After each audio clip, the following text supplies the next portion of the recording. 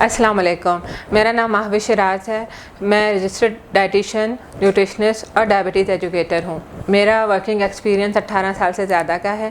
जो नीचे स्क्रीन पे आपको क्लिनिक का एड्रेस और फ़ोन नंबर मौजूद है। अगर आपने अपॉइंटमेंट लेनी है या कंसल्टेशन लेनी है तो इन पे आप रब्ता कर सकते हैं। जिन अफराद को मैदे की गर्मी के मसाइल हैं, मैदे में गर्मी महसूस होती है, तो वो अक्सर आके OPD में पूछ रहे होते हैं कि हम दही का इस्तेमाल कर सकते हैं, दही हमारे लिए नुकसानदेह तो नहीं है। तो बेशक वो लोग दही का इस्तेमाल कर सकते हैं। दही रात के टाइम ना लें, कोशिश करें सुबह नाश्ते में या दोपहर के टाइम दही का इस्तेमाल करें। दही के ऊपर मलाई वाला दही हटा के नीचे वाला दही इस्तेमाल कर सकते हैं। उस दही में आप उसकी चटनी बना सकते हैं। आप उसमें पुदीने की चटनी, आप धनिया की चटनी इस्तेमाल करें।